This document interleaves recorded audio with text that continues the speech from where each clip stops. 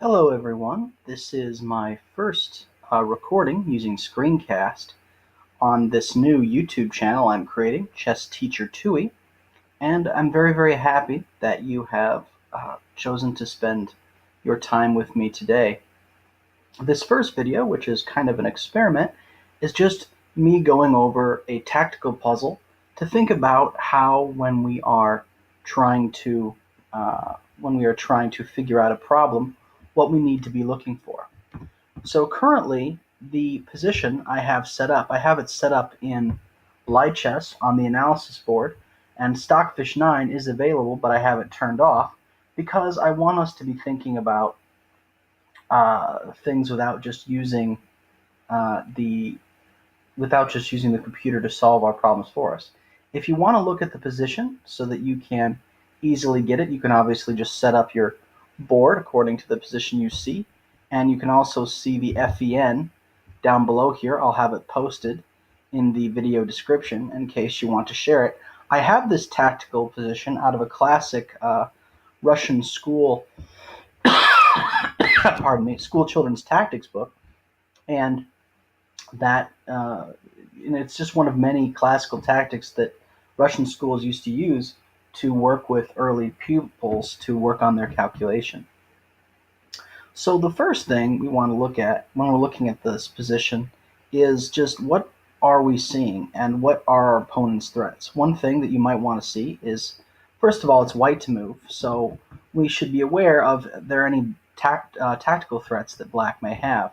One thing you might want to have seen right away is that, of course, black has this d4 pawn here, and if it pushes that d4 pawn, it has revealed check from the bishop on b6. So that may or may not be a threat that we need to worry about, because when we see a threat, we need to see if that threat is real.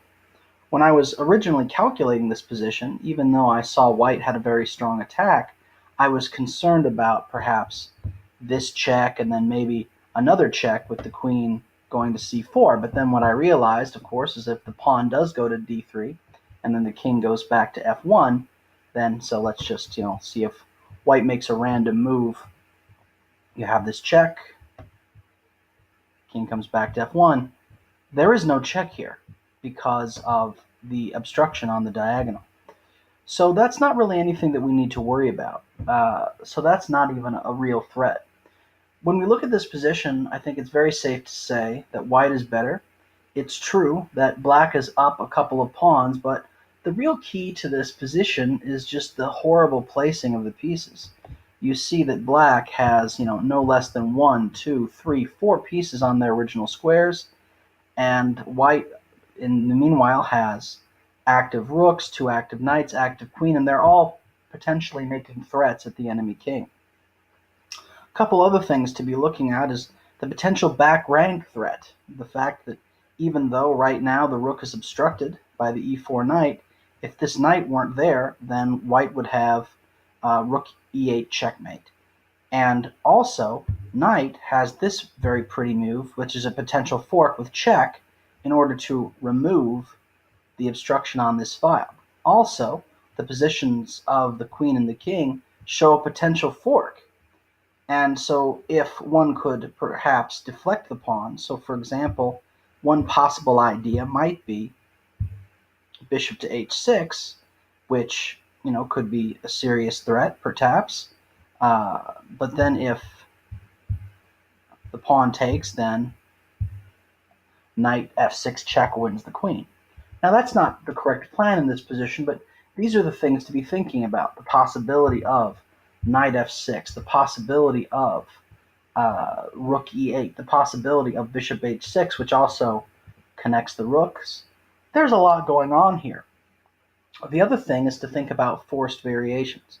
When I was first thinking about this line, my first thought was that I check here, and then after pawn takes, that I put the bishop here, which keeps the back rank threat. And now, as you can see, black has 2 mate threats to deal with. He has a mate threat on e8, and he also has a mate threat queen to f8. And these are very bad threats. And for a little bit, I was like, well, maybe that doesn't work because now black has a free move. but this really doesn't do anything. White's king is now fine. But what I was really thinking about when I realized this wasn't the proper line, even though I'm sure white could be fine here, is that after queen d8, this move now successfully defends against both threats, both rook to e8 and queen to f8. So when we're looking at these lines, we see all these different threats in combination, and we want to figure out the right move order, and we want to figure out what can we do so that black does not have a chance to defend. We see that white has a number of really bad threats for black, but we also need to see, is there a way in order to keep the literally keep the king in check in order to keep black from being able to make any proper defensive moves. So here I would like you to pause the video, and I would like you to think about what the right situation might be, because we've looked at a couple of moves. We've looked at knight here. We've also looked at the knight move. We've looked at the possibility of perhaps the bishop going here. We've looked at the possibility of the rook going here. We've also looked at the possibility of the queen going here with the help of the bishop on h6. All of these moves are fine attacking moves, but the key to this position is understanding what order can they be executed in order to get what we want.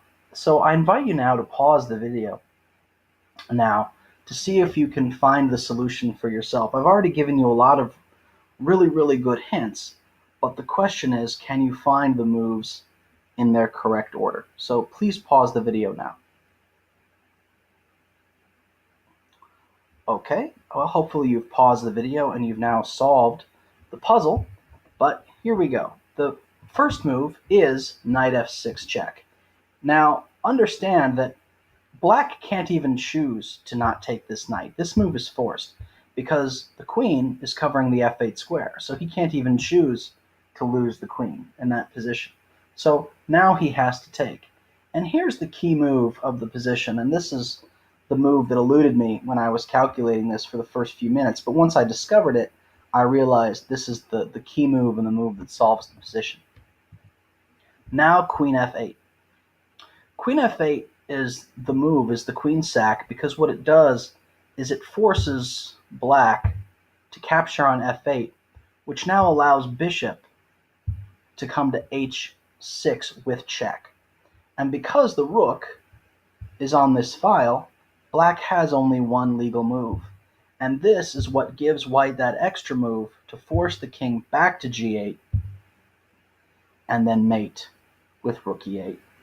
So via this move order, by sacking the queen first, black never has a chance to make any kind of defensive move or to get back in the game. So as you look at this, this is just another traditional mate in 4 puzzle.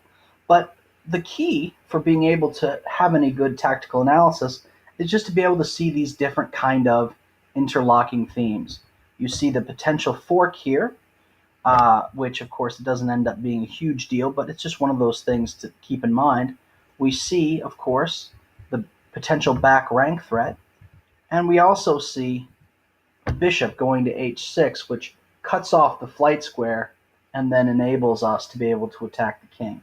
But what makes this puzzle special, as we showed before, is the fact that by forcing the king over, you force that extra move, which then in turn allows white to have the finish.